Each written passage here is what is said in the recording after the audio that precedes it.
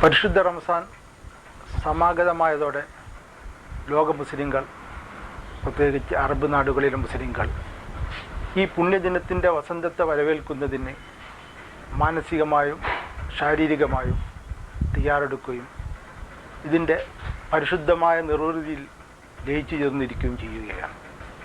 ഈ അവസരത്തിൽ പ്രവാസി മുസ്ലിങ്ങളെ സംബന്ധിച്ചിടത്തോളം, ഗൾഫ് നാടുകളിലുള്ള മുസ്ലിങ്ങളെ സംബന്ധിച്ചിടത്തോളം ഈ നാട് അവർ ആസ്വദിച്ചിരുന്ന സ്വന്തം ഭൂമിയുടെ ഓർമ്മകൾ പുതുക്കുന്നതിന് വേണ്ടിയുള്ള ദിനമായിട്ട് കൂടി നമുക്ക് കാണാൻ സാധിക്കും.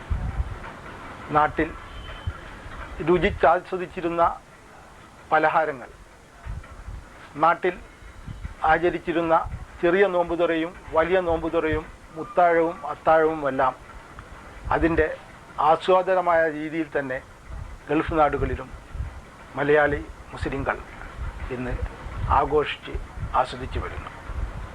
ഇതിൽ ഏറ്റവും ഹൃദ്യമായ വശം മുസ്ലിങ്ങളോടൊപ്പം മലയാളി മുസ്ലിങ്ങളോടൊപ്പമുള്ള ഈ ചടങ്ങുകളിൽ അറബികളും തുറന്ന ഹൃദയത്തോടെ, സന്തോഷത്തോടെ, ആഹ്ലാദത്തോടെ ഒരേ സഹോദരന്മാരെ പോലെ പങ്കിടുന്നു എന്നുള്ളതാണ്. കേരളത്തിൽ പ്രത്യേകിച്ച് കോഴിക്കോടിൻ്റെ ഒരു അറ്റത്ത് കിടക്കുന്ന തെക്കേപ്പുറം എന്ന പ്രദേശം അറബികളെ സംബന്ധിച്ചിടത്തോളം ഇന്ന് സുപരിചിതമാണ്. തെക്കേപ്പുറത്തുണ്ടായിക്കൊണ്ടിരിക്കുന്ന പലഹാരങ്ങൾ അവരുടെ നിത്യജീവിതത്തിലും നോമ്പ് തുറ പോലെയുള്ള ഇത്തരം പ്രത്യേക ചടങ്ങുകളിലും ഒപ്പിയെടുത്ത് ഉണ്ടാക്കി ആസ്വദിച്ച് ഭക്ഷിക്കുന്നതിന് വേണ്ടി അറബുകളിലെ യുവതലമുറ പ്രത്യേകം താല്പര്യം കാണിക്കുന്നു.